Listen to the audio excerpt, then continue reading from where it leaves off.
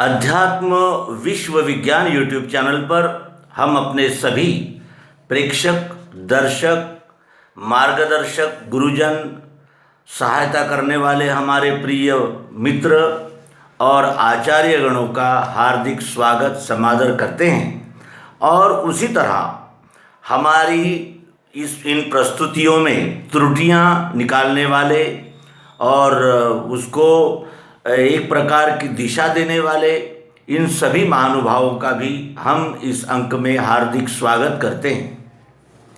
मित्रों, ये हमारा दुर्भाग्य ही है कि अनेक वर्ष हमारा ये देश परम पवित्र ऐसी भारत भूमि, आर्य भूमि और देव भूमि गुलाम रही। और इस गुलाम रहने के पीछे कुछ ऐसे कारण थे कि जिन कारणों की वजह से आज भी ये मातृभूमि त्राही त्राही कर रही है और अत्यंत यानी जिसे कहा जाएगा कि आंतरिक दुख से बेहाल है। उन कारणों में प्रमुख कारण था फूट, अनेक प्रकार के रियासतें और उन रियासतों में भी श्रेष्ठ कनिष्ठत्व का वाद और एक दूसरे की संपत्ति हड़पने की लालसा, एक दूसरे को नीचा दिखाना, परस्पर आक्रमण करना और सबसे बड़ी बात अपनी जाति को ही महान बताना। कोई राजपूत बन गए, कोई गुर्जर बन गए, कोई क्षत्रिय हो गए, कोई महान हो गए और कोई शूद्र हो गए। इस तरह इस देश के अनेक प्रकार से बंटवारे हुए, टुकड़े हुए और इसी फूट का फायदा उठाकर कुछ मंगोलिया से आए, कुछ उज़्बेकिस्तान से आए और कुछ अन्य अरबी देशों से आकर हम पर आक्रमण किया। हमारे ही लोगों को लालच देकर अपनी सेना में भर्ती किया और अपने लोगों के ही हाथों हमारे ही लोगों का कत्ल किया और हमारे ही लोगों का शोषण किया। इसमें लालची प्रवृत्तियां और मातृभूमि के विषय में अनास्था यही कारण दिखाई देते हैं। वो पुराना इतिहास हुआ और उस इतिहास में भी ऐसे अनेक प्रकार के दुखद प्रसंग है कि सबसे प्रथम उन्होंने हमारे स्वाभिमान को कुचल डाला। हमारे जो जागतिक स्तर के जो शिक्षा केंद्र थे उनको नष्ट किया, हमारे पौराणिक ग्रंथों का नाश किया और एक प्रकार की असुरक्षा की भावना निर्माण की। इस पंथ को उस पंथ के विरोध में भड़काया, इस संप्रदाय को उस संप्रदाय के विरोध में खड़ा किया। धर्म की वास्तविक व्याख्या जो मानव के यानी अस्तित्व से जुड़ी थी उसे सांप्रदायिकता से जोड़ दिया और ये भावना पैदा कर दी कि वो श्रेष्ठ है, आप कनिष्ठ हो, हम कनिष्ठ है, इसलिए हम श्रेष्ठ का यानी द्वेष करेंगे और दुर्भावना रखेंगे। ये हजारों साल का इतिहास रहा है और इस इतिहास को हम सभी बखूबी जानते हैं और इसके परिणाम भी हम अब भोग रहे हैं और परिणाम आने शुरू हो गए। उसके अनंतर अंग्रेज आए। अंग्रेज व्यापारी बनकर आए। उन्हें धन की लालसा थी, वो चाहते थे ऐश्वर्य, संपत्ति और उन्होंने भी यही रास्ता अपनाया। हम में से ही कुछ गद्दार और कुछ यानी मातृभूमि के हत्यारे, उन्होंने उन अंग्रेज़ों को साथ दिया। अंग्रेज़ों ने उन्हें धन दिया और पद दिया और धन और पद की लालसा में वो इतने यानी नीच कृत्य पे उतारू हो गए कि उन्होंने इस मातृभूमि के दरवाजे खोल दिए और वो अंग्रेज़ यहाँ आकर धीरे धीरे धन को समेटना शुरू किया और यहीं का धन लेकर यहीं के लोगों को दिया और उस धन की लालच में यहीं के लोगों से यहीं के लोगों का शासन करवाया। और चाहे कोई भी मरे, ये पक्ष मरे या वो पक्ष मरे, जीत हमारी होगी। इस प्रकार का कमीनापन इन अंग्रेज़ों ने हमारे साथ किया और हमें 200-250 साल की एक भीषण गुलामी दी। गुलामी का तो कोई दुख उतना नहीं है जितना दुख इस बात का है कि उन्होंने सबसे बड़ी जो हमारे साथ यानी बेईमानी की, छलकपट किया, वो यही किया कि हमारे स्वाभिमान को तोड़ दिया।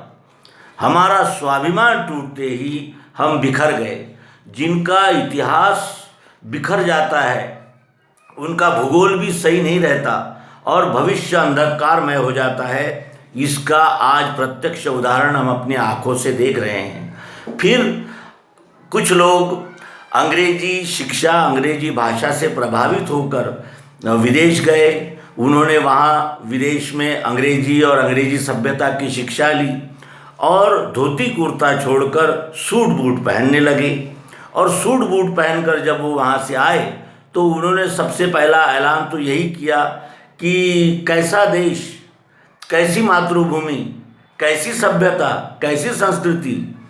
देश तो अब निर्माण होगा, क्योंकि अब तक तो हम आदिम ही हैं और हमें अंग्रेजी सीखना चाहिए, अंग्रेज़ों की तरह कपड़े पहनने चाहिए, अंग्रेज़ों की तरह हमें मुक्त यौनाचार में लिप्त होना चाहिए, शराब पीनी चाहिए, क्लब में जाना चाहिए और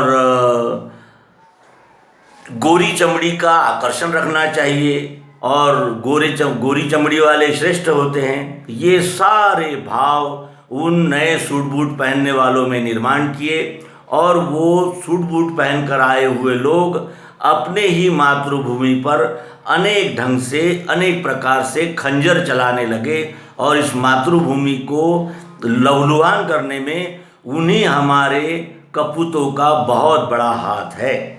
और इन कपूतों ने अंत में इस देश में ऐसे बीज बोए कि वो आज लहलहा रहे हैं और उसके फल हम खा रहे हैं और आने वाली पीढ़ी के लिए भी परोस कर रखे हैं। वो उनको खाने ही होंगे, वो भी उनसे बच नहीं सकते।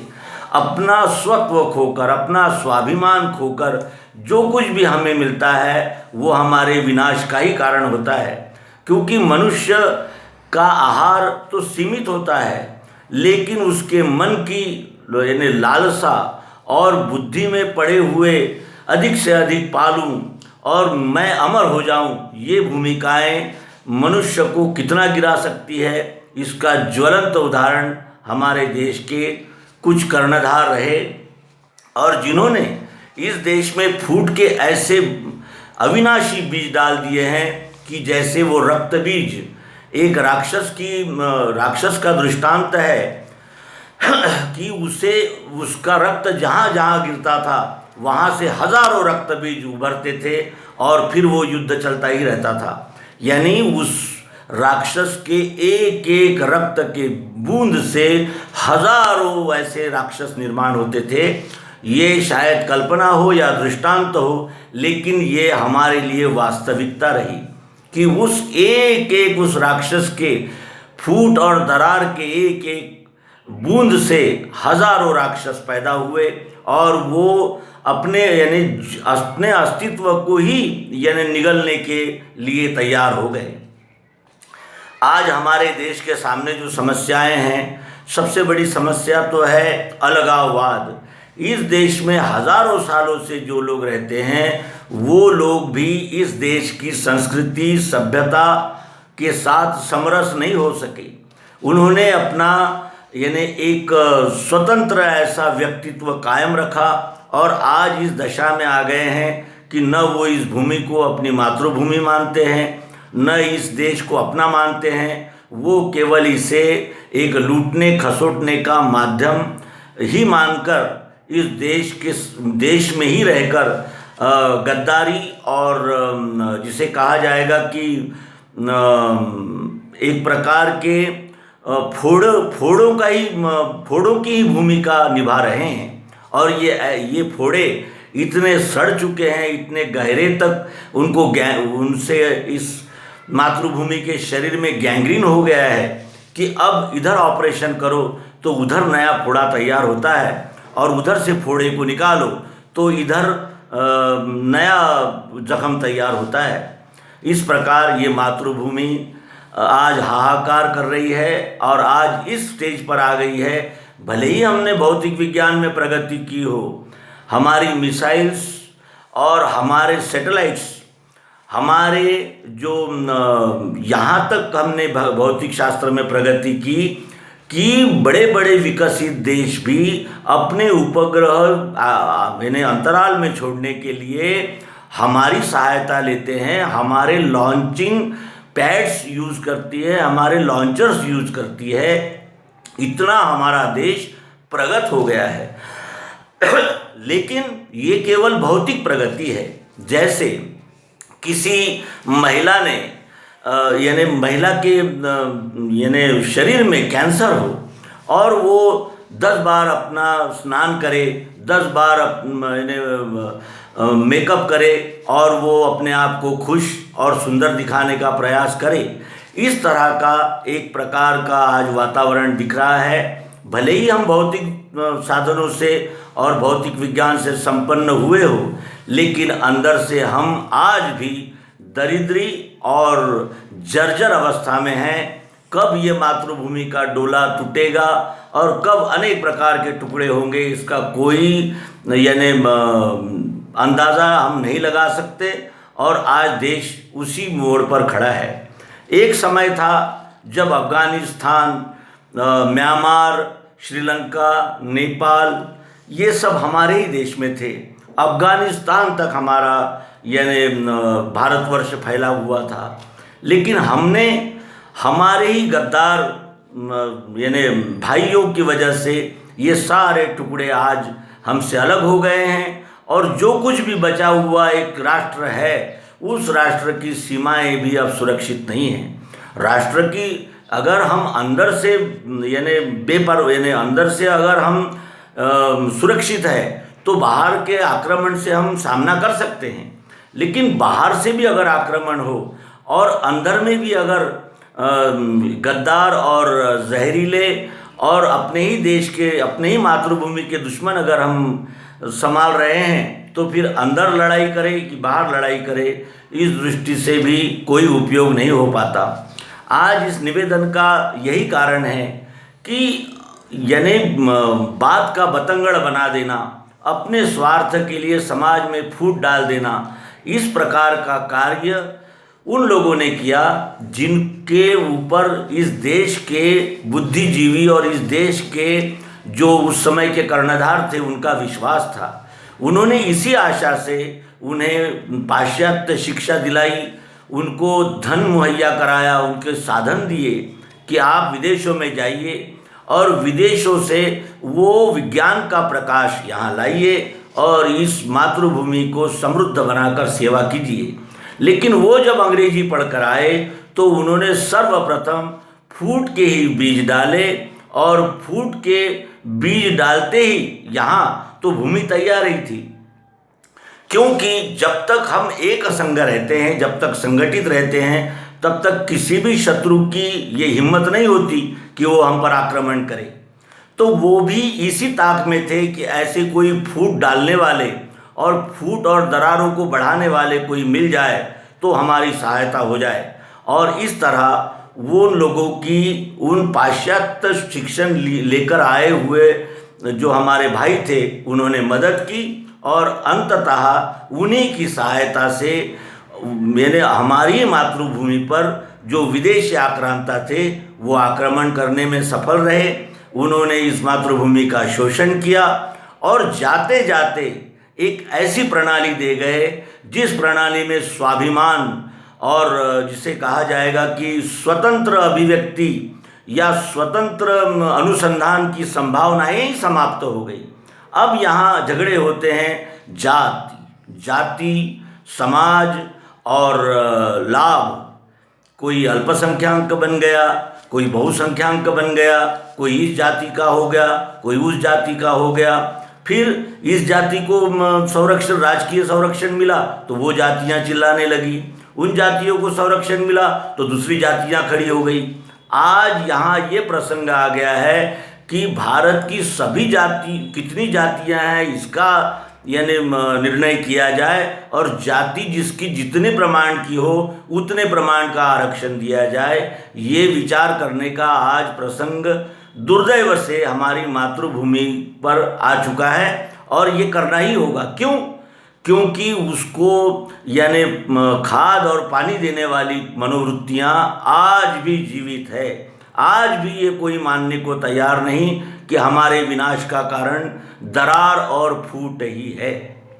आज धर्मांतरण का प्रश्न इतना विकराल हो गया है कि ऊपर से नाम तो वही रहता है, लेकिन अंदर से उसकी जो जिसे कहा जाएगा कि बांधिल की होती है, उसका जो अटैचमेंट होता है वो अन्य यानी राष्ट्रों के साथ होता है।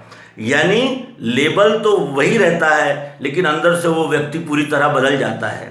हमारे यहाँ जिन्होंने धर्मांतरण किया और करवाया और जिन्होंने प्रोत्साहन दिए, उन लोगों ने इस सभ्यता को यहाँ तक पहुँचा दिया कि आप गले में मंगलसूत्र मत पहनिए, यानी सौभाग्य का टीका नहीं लगाइए, यहाँ के सारे त्योहारों को रद्द कर दीजिए, आप नहीं मनाइए, और लेकिन वैलेंटाइन डे और लव डे ये ज़रूर मनाइए, क्योंकि यही तो असली स्वतंत्रता की पहचान है कि हम अपने स्वत्व को भूल जाए और अन्य का अंधानुकरण करने लगे, भले ही उसमें कोई लॉजिक हो ना हो।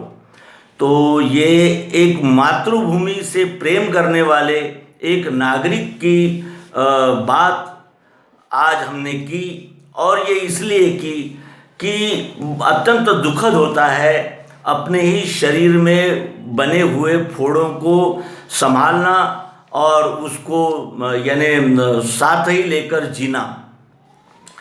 आज दशा ये हो गई है कि धर्म और संप्रदाय के नाम पर लोग हिंसाचार करते हैं, और इस हिंसाचार का उद्देश्य यही होता है कि कुछ लोगों को विशेष अधिकार दिए जाएं और कुछ लोगों के अधिकार नकारे जाएं।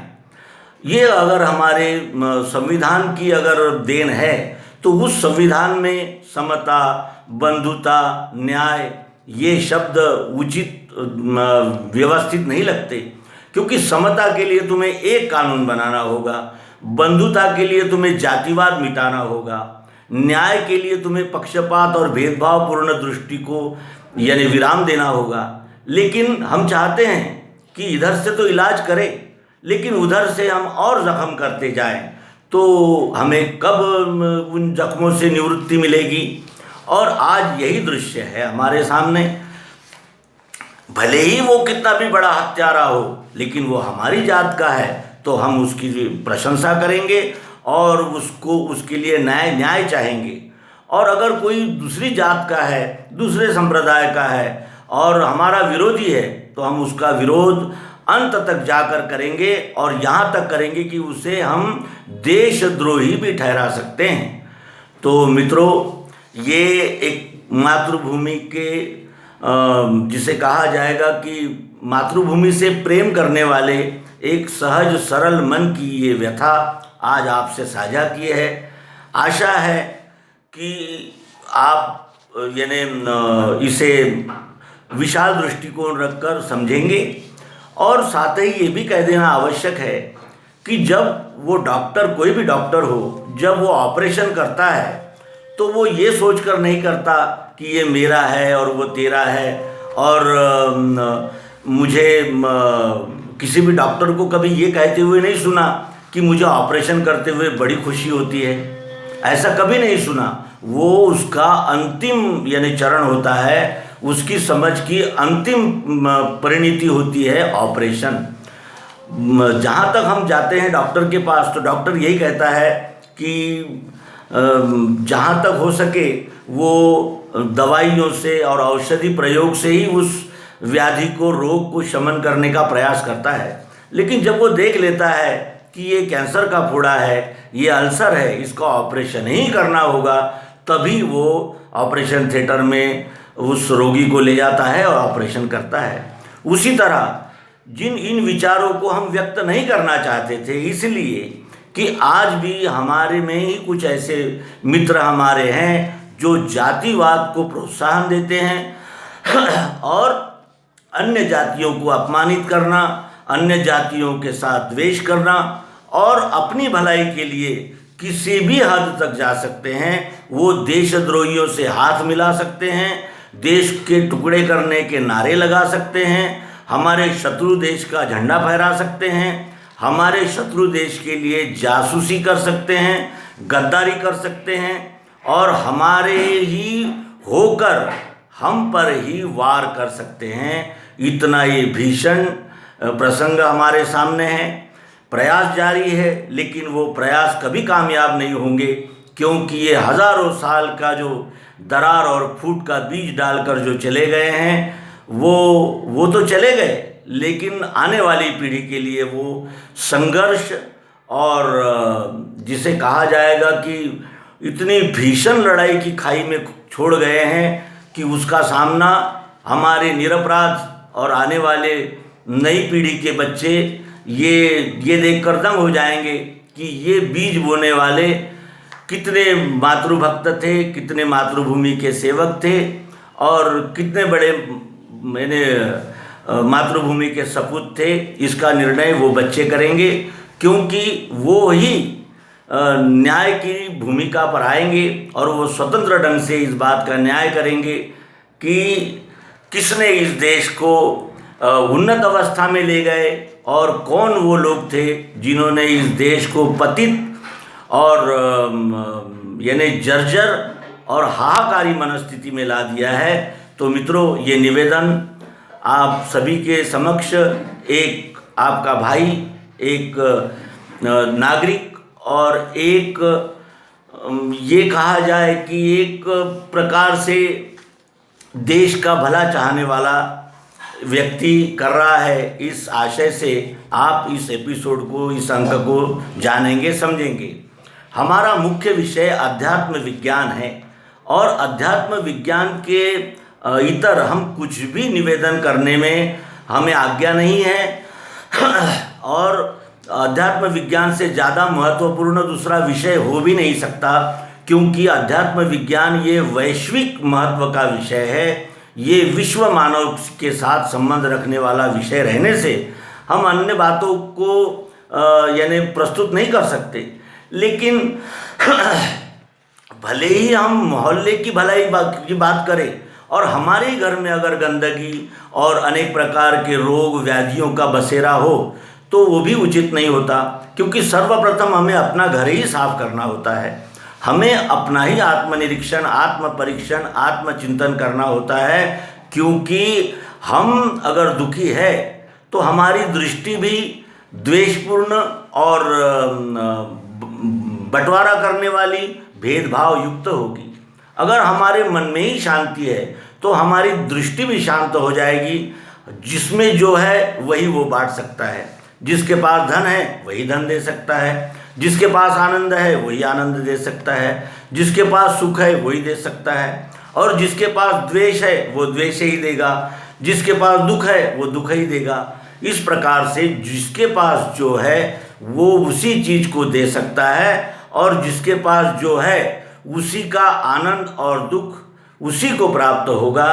ये न्याय संगत बात है। आप अवश्य इस पर विचार करें और अध्यात्म विज्ञान की धारा में ये जो हम आज इस अंक को प्रस्तुत किए हैं इसके लिए हमें क्षमा करें।